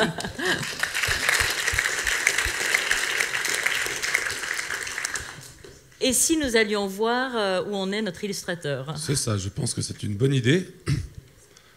Donc l'université est devenue plus science-fictionnelle, un peu moins accueillante qu'aujourd'hui. En tout cas, la verdure a disparu. Vous vous rappelez qu'au tout début, quand Alexandre Grandjean nous parlait du prix de l'Ailleurs sur les humanités numériques, il disait que la plupart des textes qui avaient été proposés étaient plutôt une vision dystopique du futur, une vision dans laquelle l'humanité, mais aussi l'environnement dans lequel l'humanité évoluait, était devenue aliénante, noire et sombre. C'est d'ailleurs l'origine, ou à l'origine, c'est les premiers types de récits qui vont intégrer le numérique dans la science-fiction qu'on appelle les récits cyberpunk, dont le film Blade Runner est l'exemple peut-être le plus connu. Ces mondes excessivement verticaux, la nature a disparu, on a de la publicité partout, et l'être humain semble être une petite ramification de ce monde de corporations gigantesques. C'est d'ailleurs apparemment l'option qu'a choisi Marc Simonetti pour faire de l'Université de Lausanne un campus un petit peu moins accueillant, je crois. Intéressant. Je vous propose que nous nous intéressions aux compétences sociales, et vous faites peut-être partie des 25 à 35% de la population qui a peur de parler en public. C'est ce qu'on appelle le TRAC. C'est une peur qui peut être très handicapante, évidemment dans le monde du travail.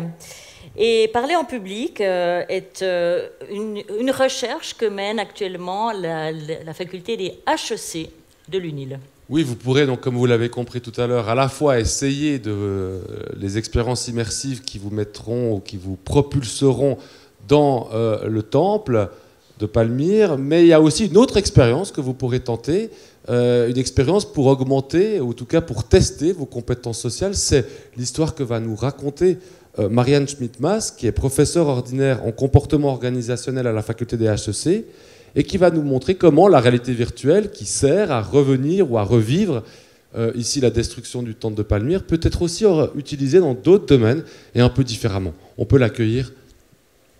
Voilà.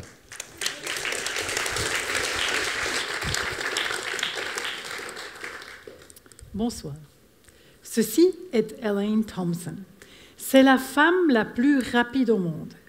Comment est-ce qu'elle a pu y arriver ? En s'entraînant. Et c'est exactement la même chose pour les compétences sociales ou interpersonnelles. Il faut pratiquer. Maintenant, puisqu'il s'agit de compétences sociales, il faut pratiquer avec un interlocuteur. Mais cet interlocuteur ne doit pas nécessairement être un humain. Ça peut être un humain virtuel, comme vous le voyez ici, un recruteur qui va vous poser des questions d'entretien d'embauche et sur lesquelles vous pouvez vous entraîner. Maintenant, si je parle de compétences interpersonnelles ou sociales, c'est justement ce genre de situation qu'on imagine et qu'on fait des recherches sur. C'est des entretiens d'embauche, ça peut être une situation, on a déjà entendu, de parler en public, ou encore s'entraîner à donner une mauvaise nouvelle à un de ses collaborateurs. Maintenant, pourquoi utiliser les humains virtuels et pas un vrai humain ? Je vais parler de 2 avantages dans l'utilisation des humains virtuels ce soir. Le premier avantage, c'est l'accès aux interlocuteurs. Donc, imaginez-vous, vous voulez vous entraîner dans la prise de parole en public, il vous faut un public. Maintenant, juste pour vous entraîner, c'est assez compliqué de convoquer une centaine, voire plus de gens, comme c'est le cas là aujourd'hui. Donc, c'est beaucoup plus facile de juste allumer son ordinateur, mettre le casque et puis commencer à s'entraîner. Et le public, comme d'ailleurs vous ce soir aussi, est très sage, il vous suit avec les yeux, ils sont toujours intéressés. Mais on peut même aller plus loin.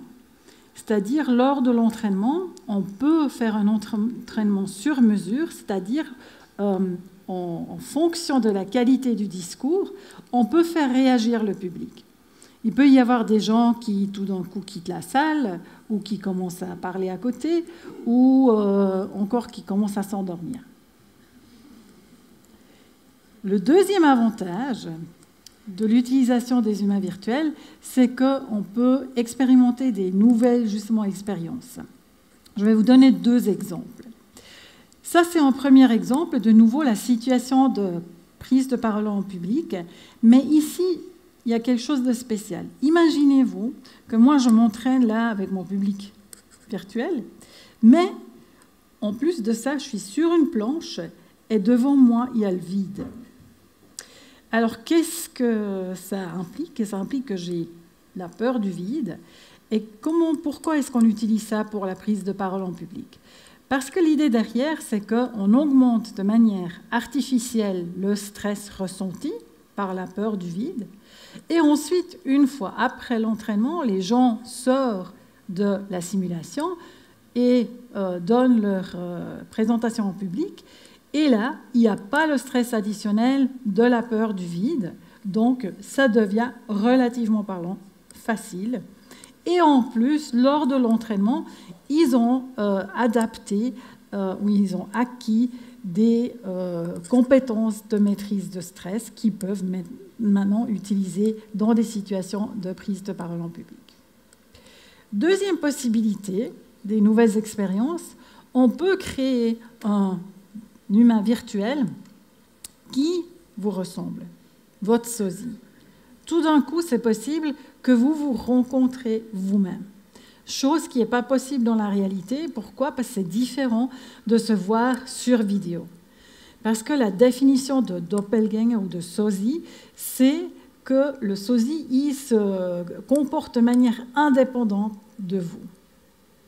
Et comment est-ce qu'on l'utilise pour l'entraînement des compétences interpersonnelles? Dans ce cas précis, ce qu'on essaye de faire, c'est d'augmenter l'empathie dans nos participants. On sait qu'une des situations les plus stressantes pour des managers, c'est quand il faut licencier un collaborateur. Alors chez nous, ils s'entraînent à se licencier eux-mêmes. Vous l'aurez compris. Donc, je dois réfléchir comment je vais présenter le cas à moi-même. Donc, il y aura, on imagine, une prise de perspective et peut-être l'augmentation de l'empathie une fois de nouveau confronté à cette tâche difficile à devoir licencier un collaborateur. Mais jusqu'où est-ce qu'on peut aller? Est-ce que j'ai le droit de créer votre avatar et le faire des choses que vous ne feriez jamais dans la vraie vie? C'est des questions déontologiques qui se posent et elles sont importantes. Mais avec ces questions, ce qu'il faut faire, c'est d'essayer de trouver un bon équilibre entre les applications qui sont dangereuses, mais aussi des applications qui peuvent nous aider à nous développer nous-mêmes, par exemple nos compétences interpersonnelles. Merci. Marianne, expliquez-nous exactement qu'est-ce qu'on va pouvoir expérimenter. C'est l'histoire de parler en public et de la peur du vide. Vous avez envie de quoi? Et évidemment, on va faire la peur du vide. Donc l'exercice le plus difficile. Oui, exactement. Ce que font vos managers. Exactement. Donc ce soir. Très bien, merci beaucoup. Merci. Dans le monde d'Internet, il y a le web que tout le monde connaît, les sites que vous utilisez tous les jours, mais il y a aussi un web caché. C'est celui qu'on appelle le dark web. C'est celui qu'utilisent les criminels pour vendre des substances illicites ou vos données volées. De nombreuses cyberattaques ont eu lieu très récemment. Si on prend quelques exemples en Suisse, vous vous souvenez peut-être des cyberattaques qui ont visé l'entreprise d'armement RUAG ou Swisscom. Et puis à l'étranger, il y a eu cette fameuse attaque qui a paralysé les hôpitaux britanniques pendant 1 à 2 jours, et c'était en 2017. C'est justement par rapport à tout ça, ce sujet-là, que l'Université de Lausanne est très active dans les recherches menées dans le domaine de la cybersécurité, et notamment dans le cadre d'un projet de recherche européen. le professeur en sciences criminelles, expert en cybercriminalité et cybersécurité, David Olivier Jacquet Schiffel, y collabore. L'enjeu de cette recherche consiste notamment à identifier les dilemmes éthiques et à développer une cybersécurité respectueuse des valeurs fondamentales de la démocratie. Pour nous éclairer ce soir sur ce sujet particulièrement sensible, David Olivier Jacquet Schiffel.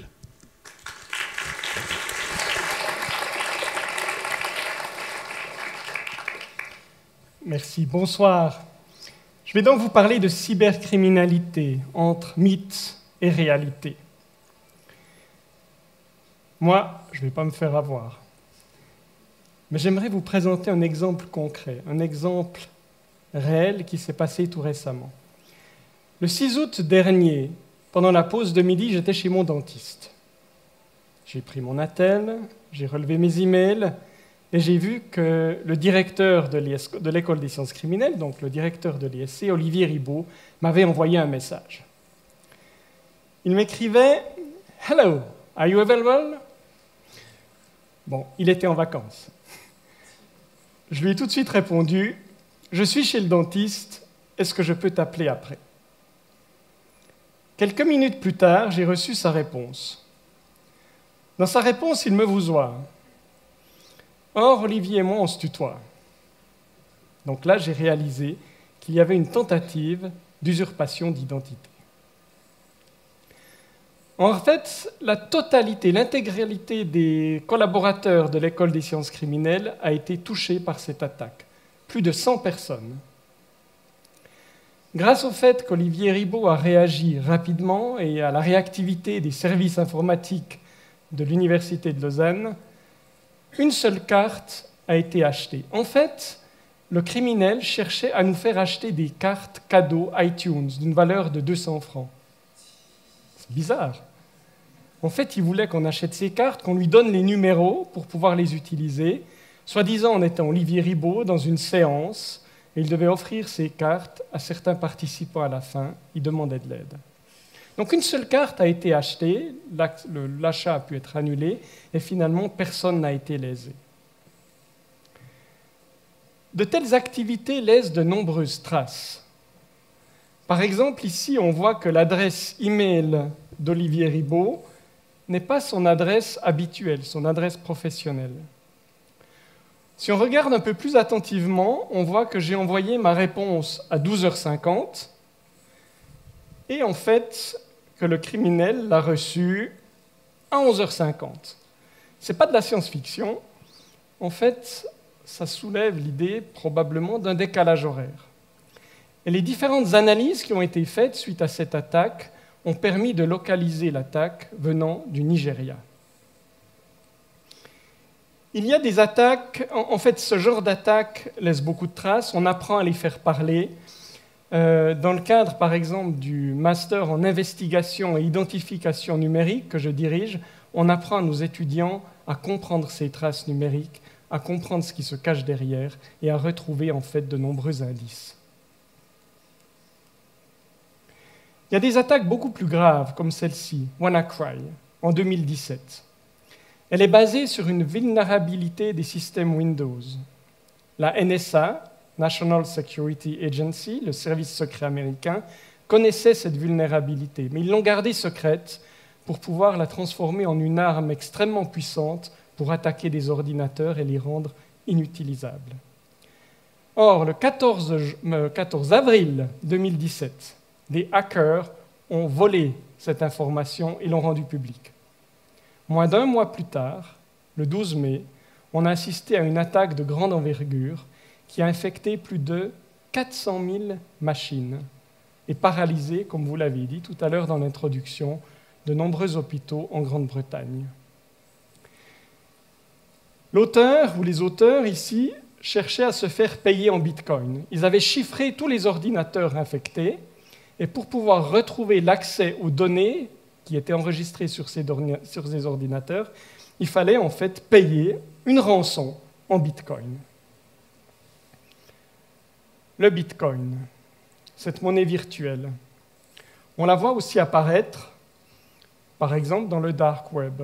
Dans le dark web où on peut acheter toutes sortes de choses. voyez, ici, on a un site un peu comme le site d'Amazon, mais on ne va pas acheter un DVD ou un livre. On peut acheter, par exemple, ici 1 gramme de cocaïne pure pour un certain nombre de bitcoins, et puis il y a des prix de quantité, donc il y a des réductions si on en achète un peu plus. On a de nombreux étudiants doctorants, donc des doctorants qui travaillent, qui font des recherches de pointe sur le dark web. Le dark web, on entend beaucoup de choses sur le dark web. On dit parfois qu'on a le web visible, celui qui est indexé par Google, qui est la face visible de l'iceberg, et que le dark web est gigantesque, beaucoup plus grand que le web habituel. Est-ce un mythe? Est-ce une réalité? Eh bien, j'ai représenté ici, avec cette surface bleue, les plus de 1,7 milliard de sites web actuels.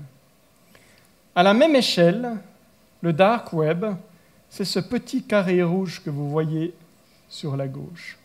Le dark web, en fait, est très petit. Environ 75 000 sites actuellement. La cybercriminalité, une fatalité. Il est difficile de lutter contre la cybercriminalité. On peut augmenter la cybersécurité, mais souvent ça va se faire au détriment de la liberté d'expression, de la protection des données, de la protection de la sphère privée. C'est pourquoi je participe à un projet européen, Canvas, qui cherche à comprendre les dilemmes qu'on rencontre en cybersécurité et à promouvoir une cybersécurité qui préserve les valeurs éthiques, les valeurs fondamentales de nos sociétés démocratiques. Finalement, une autre manière de lutter contre la cybercriminalité, c'est d'offrir une certaine connaissance, de sensibiliser les utilisateurs à travers des formations continues, de la prévention, en adoptant ce que j'appelle une hygiène de vie numérique. On va ainsi limiter les risques d'être victime et, si par malheur on est malgré tout touché, on va minimiser les conséquences d'une telle attaque. Merci pour votre attention.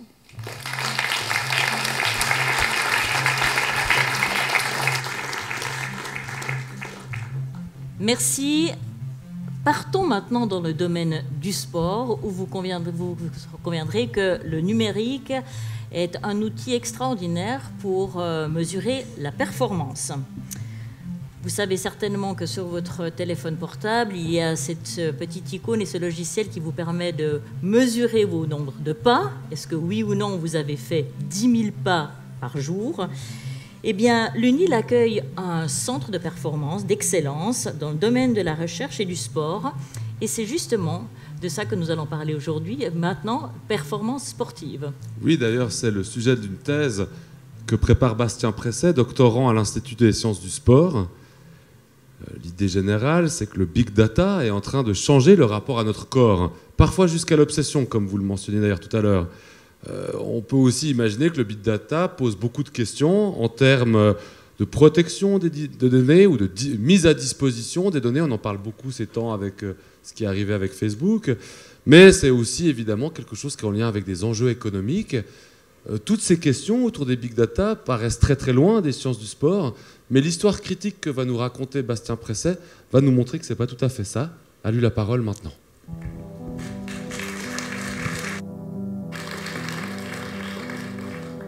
Bonsoir. Alors moi je vais vous parler effectivement de numérisation de l'activité physique, c'est-à-dire la transformation en fait de notre activité physique, du mouvement qu'on produit en données numériques et évidemment en données numériques qui peuvent ensuite voyager via les réseaux de données mobiles. Alors ce sont des technologies qui sont assez largement diffusées dans nos sociétés, notamment depuis l'avènement du smartphone. Et on peut prendre simplement l'exemple de la salle ce soir. Vous possédez probablement presque toutes et tous un smartphone. Et donc on pourrait organiser, dès maintenant, ce serait assez simple, le suivi quotidien, connecté, automatique de votre activité physique. Alors ça peut paraître anodin de mesurer comme ça l'activité physique d'une population, mais en fait, derrière ces technologies se cachent des enjeux fondamentaux qui sont relatifs notamment au rapport que nous entretenons à nos corps, à notre santé, voire même à nos institutions. Du coup, ce sont des thématiques qui nous intéressent beaucoup ici à l'Institut des sciences du sport de l'Université de Lausanne, où on travaille, notamment en collaboration avec la CSS Assurance et l'École Polytechnique Fédérale de Zurich, sur un exemple très concret qui est la mesure des nombres de pas dans le cadre de l'assurance maladie. Donc des gens qui mesurent leurs pas dans le cadre de leur assurance maladie, dans le but évidemment d'obtenir, par exemple, une diminution des primes d'assurance. C'est une thématique qui est partiellement controversée et qui n'est pas sans interpeller le monde politique, puisqu'elle a été au centre de plusieurs interpellations au Conseil fédéral en 2018, l'année passée. Or, qu'est-ce qu'on observe, nous, sociologues, lorsqu'on se rend sur le terrain pour observer les gens qui, comme ça, mesurent leurs pas au quotidien dans le cadre de l'assurance maladie? La première chose, et qui est peut-être la plus frappante, c'est la transformation d'une activité qui était auparavant un peu insignifiante, la marche, en une véritable pratique de santé. C'est-à-dire que là où avant, les personnes allaient marcher jusqu'à la boulangerie pour acheter du pain sans réfléchir au fait qu'elle marchait, là on a des gens qui nous disent « Ah ben moi quand je vais à la boulangerie, je fais 1600 pas pour y aller, puis 1600 pas pour revenir, puis ensuite je fais 4000 pas pour aller à la gare, parce qu'en plus je prends pas le tram, ça m'augmente mon nombre de pas, etc. » Donc il y a toute une mathématique, toute une réflexion en fait autour de la marche qui se met en place. Ce qu'on observe en fait, c'est un jeu de contrôle à double face, une face plus positive, une face un peu plus négative, c'est-à-dire des gens qui prennent le contrôle sur une partie de leur activité physique, de leur santé de manière plus générale, et on observe effectivement des gens qui mettent en place des stratégies, parfois très créatives, pour atteindre leurs objectifs de santé. D'autre part, on observe des gens, parfois les mêmes personnes, qui se soumettent à des injonctions hygiénistes qui peuvent aller jusqu'à rendre désagréable une activité qui était auparavant agréable. Donc là, on va avoir des réactions soit de rejet total vis-à-vis des applications, mais surtout pour les personnes qui les utilisent, du stress généré par le fait de se mesurer, de l'angoisse, notamment chez les personnes âgées, voire même des fois des comportements qui sont à la limite de l'obsession. Alors c'est assez dommageable quand on sait qu'un des bénéfices principaux de la marche, outre l'activité physique évidemment qu'elle procure, c'est un bénéfice psychologique. C'est-à-dire que la marche, c'est un moment où on s'aère l'esprit, c'est des breaks dans le quotidien, peut-être entre des réunions stressantes, et là on perd évidemment cet aspect-là. De manière plus générale, au niveau de la société, ce sont des pratiques qui témoignent d'un système de santé dans lequel la responsabilité individuelle est au centre. Dans ce cadre-là, c'est vraiment à l'individu de se prendre en charge, télécharger une application, se fixer des objectifs, essayer de les atteindre, modifier peut-être son comportement, en bref, de devenir un petit peu entrepreneur de cette partie-là de leur santé. Et malheureusement, ce qu'on observe, nous, c'est que ces pratiques ne se diffusent pas du tout de manière homogène. En fait, elles touchent principalement les gens qui ont déjà incorporé, intégré cette éthique de la santé, cette hygiène, et qui sont donc, en général, pas les cibles prioritaires de la promotion ou de la prévention en matière de santé. Ça implique que ces technologies représentent le risque de creuser des inégalités de santé plutôt que de les résoudre, puisqu'on va toucher les gens qui n'en ont peut-être pas forcément besoin et on ne va surtout pas toucher les gens qui peut-être en auraient besoin.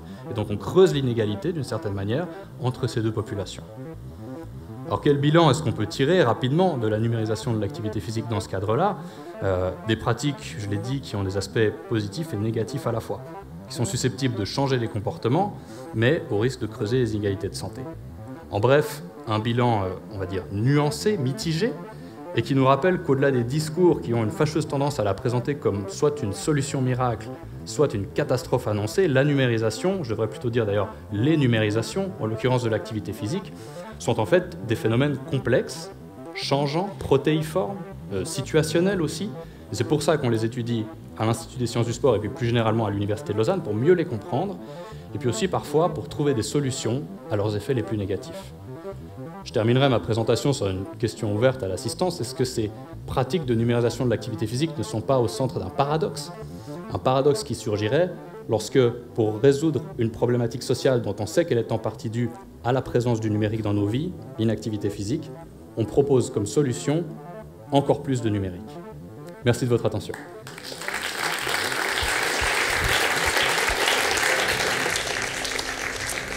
Merci beaucoup. Et pendant que l'heure tourne, notre dessin avance. Espérons-le.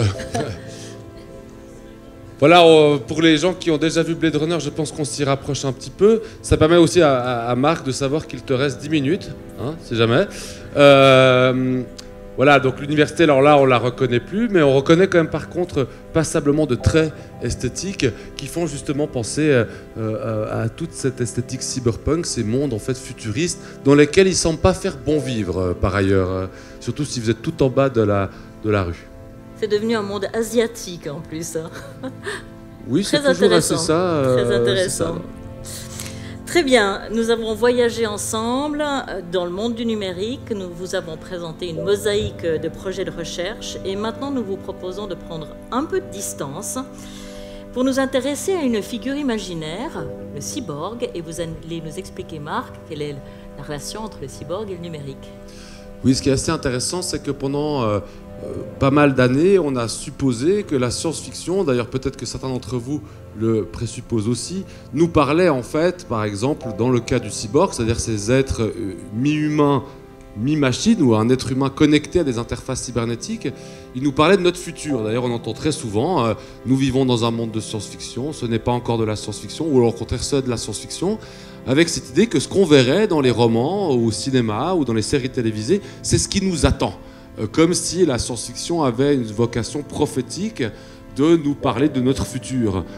Or, il s'avère que dans les recherches qui sont menées, en particulier à l'Université de Lausanne, les ouvrages de science-fiction ou les représentations issues de la tradition science-fictionnelle, le cyborg en particulier, sont analysées, comme vous allez le voir dans le dialogue qui va suivre, un peu différemment, non pas une image de ce qui nous attend, ou de ce qui pourrait nous attendre, mais plutôt une image complexe, métaphorique, de quelque chose qui est déjà présent, qui est déjà nous, finalement. Et je trouvais intéressant de terminer cette soirée sur une réflexion à partir du cyborg, parce que quelque part, ceux qui sont connectés à la technologie numérique, ceux qui sont en permanence peut-être même dépendants à cette technologie numérique, c'est les cyborgs, peut-être même que nous sommes tous, quelque part, un peu cyborgs. Et pour en parler, Nathalie ? Deux invités, Dominique Kunz-Westerhof, elle est professeure de littérature française à la Faculté des Lettres de l'UNIL et au Collège des Humanités de l'EPFL, ainsi que le docteur Philippe Stéphan, il est pédopsychiatre, il est spécialiste de l'enfant et de l'adolescent au CHUV, il est également chercheur à la Faculté de biologie et de médecine.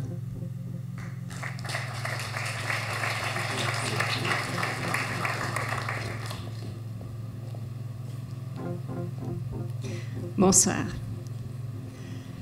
Le cyborg est né en 1960 sous la plume de deux scientifiques, Klein et Kleins, dans le contexte de la conquête spatiale.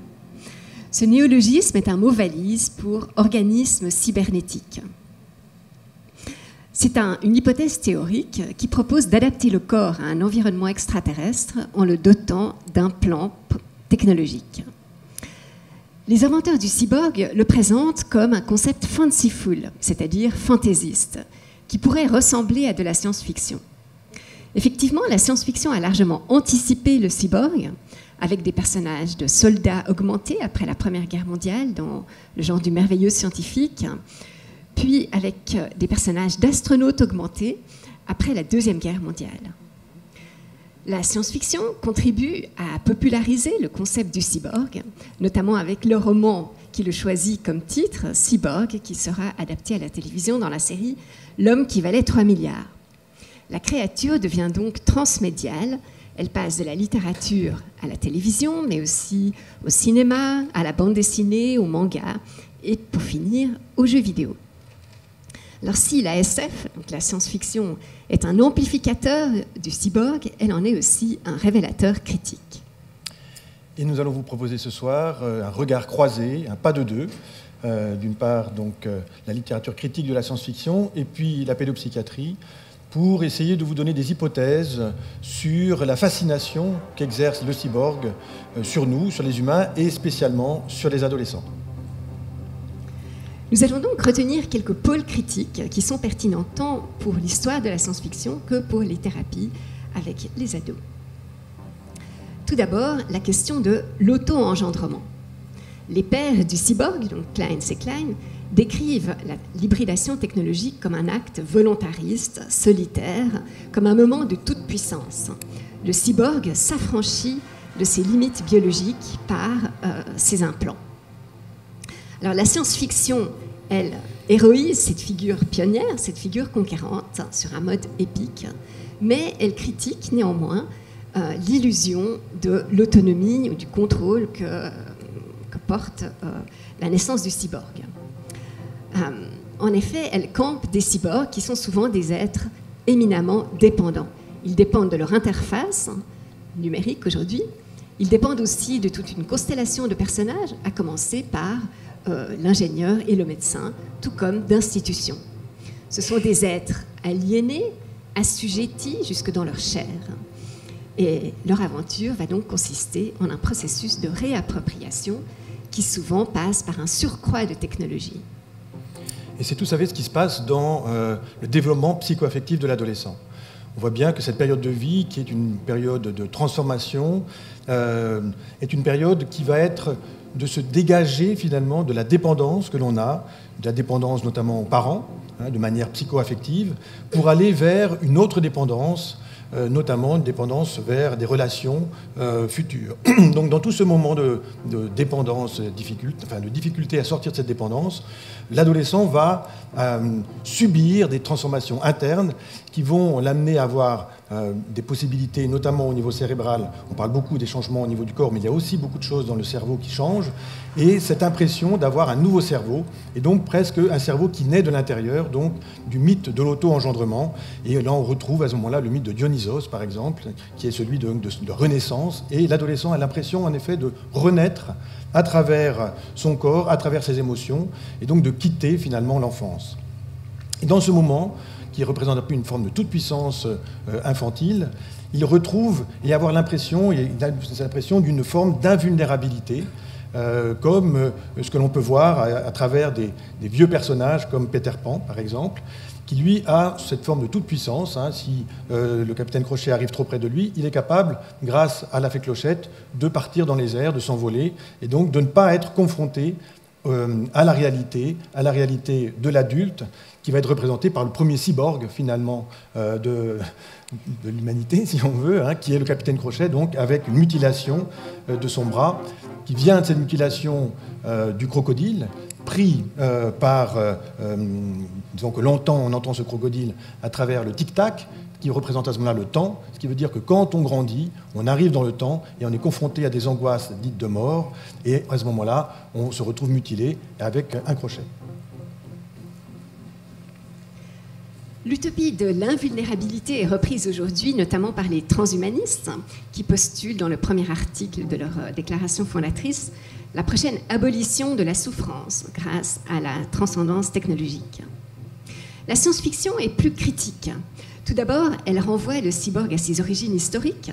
Comme je l'ai dit, les premiers cyborgs, ce sont des poilus mutilés et réparés autrement avec de nouvelles capacités. La cybernétique s'est développée pendant la Seconde Guerre mondiale. Et le concept du cyborg est né dans le contexte de la guerre froide. Et la plupart des personnages de cyborg, donc le cyborg imaginaire, sont avant tout, plus que des astronautes, des combattants. La science-fiction soulève aussi la part mutilatrice de l'hybridation technologique.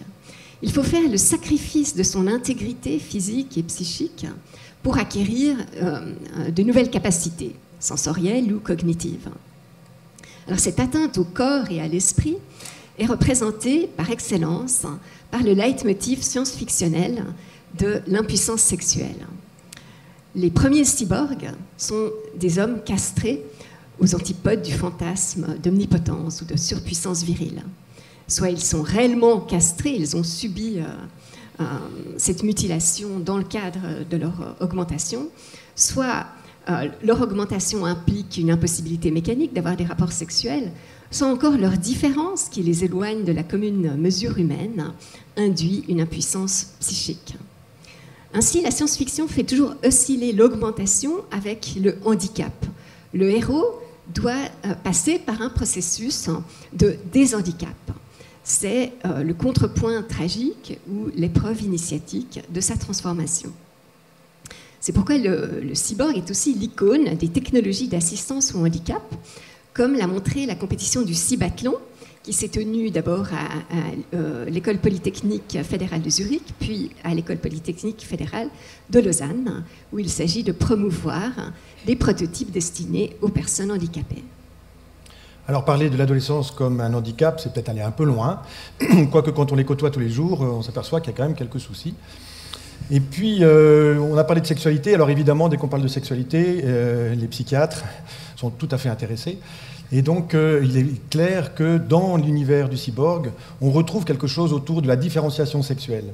Et que c'est au moment de cette adolescence qu'il y a vraiment une très grande différenciation sexuelle et que, enfin, on ne peut pas être garçon ou fille. Il y a des choses qui arrivent dans le corps qui nous permettent d'être vraiment soit l'un, soit l'autre. Et le cyborg montre tout à fait ça, c'est-à-dire que pour le cyborg masculin, il y a une mutilation, et puis quelque chose qui se transforme. Donc on est dans l'objet partiel, alors que pour le cyborg féminin, et on a le dernier exemple du Capitaine Marvel, c'est l'ensemble du corps qui va être attaqué et qui va être ensemencé quasiment. Si vous voyez ce film, pensez bien à tout ça. Et donc on ne va pas avoir d'objet partiel, c'est l'ensemble du corps. Donc on voit la différence sexuelle très forte entre une jouissance à l'intérieur du corps ou une jouissance à l'extérieur du corps. Donc, si on reprend, du coup, notre petit jeu autour de Peter Pan et le Capitaine Crochet, vous avez la même chose, c'est-à-dire que le Capitaine Crochet, lui, a perdu, en effet, devient un cyborg, il a perdu quelque chose, mais il a gagné une grande épée. Alors que Peter Pan, qui reste dans l'enfance, eh ben, il reste avec sa petite dague. Donc, évidemment, vous pouvez imaginer la représentation que c'est cette grande épée et la petite dague. Bon. Le dernier point, enfin pas le dernier point, mais le troisième point, c'est de redéfinir son identité. C'est très important, la quête identitaire à l'adolescence est un phénomène tout à fait important, et il va se faire, bien sûr, à travers tous les objets que vous pouvez avoir autour de vous, et les avatars dans les jeux vidéo sont un objet tout à fait important, et nous travaillons beaucoup en pédopsychiatrie avec les avatars de ces adolescents. Pas plus tard qu'avant-hier, j'avais un adolescent tout timide qui disait pas grand-chose, donc je lui demande de me montrer, enfin il jouait évidemment aux jeux vidéo, je lui demande de montrer son avatar. C'était un pirate tout à fait extraordinaire, avec des cheveux roses, des attributs incroyables, donc je me dis, en effet, cet adolescent a une envie extraordinaire de vie, et on a pu travailler sur ces choses-là pour l'amener finalement à se développer. Donc vous voyez, on est vraiment dans ce travail important de l'identité, de la quête identitaire à travers les jeux vidéo, et il faut vraiment s'intéresser à tout ça. Alors, ce que vous décrivez met en œuvre les enjeux fondamentaux de la fiction, à savoir une capacité de médiatiser des dualités. C'est ce que décrit Claude Lévi-Strauss à propos du mythe. Le cyborg est un personnage particulièrement propice, puisqu'il est lui-même double, mi-humain, mi-machine. À lui de trouver un nouvel équilibre, de se construire une nouvelle identité hybride, qui transcende donc les oppositions. À travers lui, le lecteur ou le spectateur ou le gamer s'identifie à la découverte insolite de ce nouveau sensorium. Mais il projette aussi ses peurs, ses propres peurs, notamment face à l'emprise de la technologie dans le monde réel. Il peut reconnaître dans le cyborg une figure de nos pathologies sociales ou des défis auxquels nous sommes confrontés, notamment la révolution numérique du travail, dont le cyborg est souvent une métaphore. Mais également, le cyborg permet sans doute d'augmenter, d'enrichir notre monde interne et nos capacités psychiques. En effet, on s'est aperçu que nos fonctions, ça peut être la peau, ça peut être les mouvements, vient organiser notre monde psychique, nos capacités de représentation. Et si nous nous appuyons aussi sur les cyborgs, donc sur d'autres manières de voir le monde, eh bien nous allons pouvoir peut-être enrichir encore plus, enfin surtout les adolescents, nous c'est déjà un petit peu passé, malheureusement, mais nous allons pouvoir peut-être enrichir nos capacités futures et donc prévoir un avenir tout à fait rayonnant et non pas la fin du monde comme on nous l'a prédit souvent. Merci de votre attention.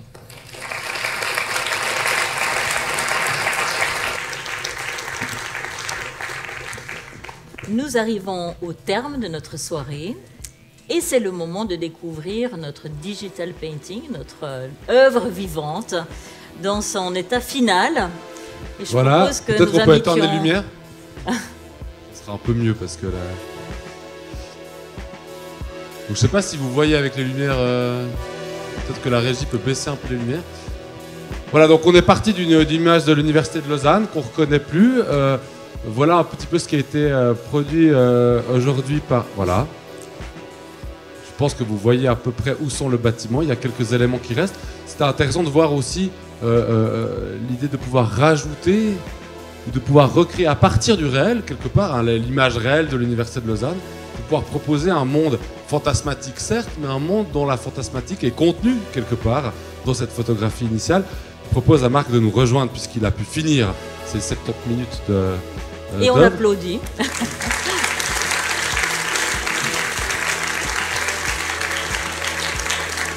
Peut-être que tu peux nous dire un petit peu ce qui a guidé, alors voilà, on reconnaît passablement d'éléments graphiques, ce qui a guidé un peu ton envie ce soir à partir de ce bâtiment avec une vue magnifique, est devenu quelque chose d'un peu différent. j'ai choisi une des deux voies possibles de la science-fiction. J'ai choisi la dystopie, en me disant que toute la technologie dont on a pu discuter, voilà, ça se prêtait bien à ce type un peu d'univers à la Blade Runner. Donc on retrouve tous les thèmes qui ont été abordés ce soir avec tout ce qui est hacking, tout ce qui est cyborg.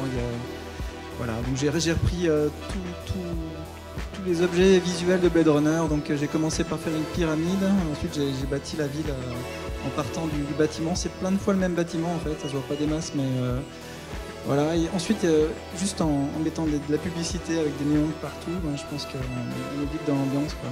Voilà. Plus un nouveau logo pour l'UNIL. Sous la pluie. Bravo. Bravo, magnifique. merci. Merci beaucoup.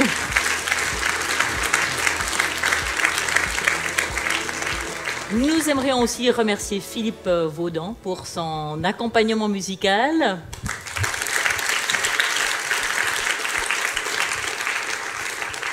Et nous aimerions inviter nos conférenciers, nos 10 participants et chercheurs à venir nous rejoindre ici sur scène. Et on peut les applaudir.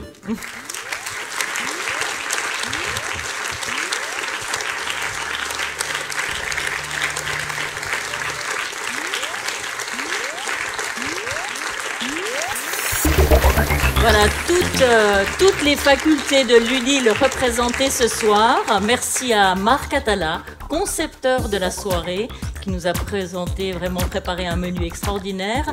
Merci à David Monti, Diego Salvador, nos réalisateurs scénaristes qui nous ont énormément aidés pour la mise en place de cette soirée. Merci aussi.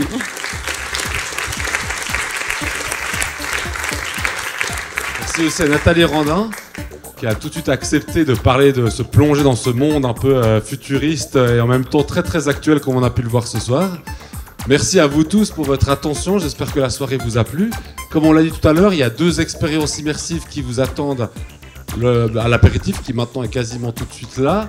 Et puis merci encore à vous toutes et tous d'avoir accepté directement l'invitation et puis d'avoir été aussi bons, parce qu'il faut quand même dire ça, hein, ce soir. J'espère en tout cas que ça vous a plu.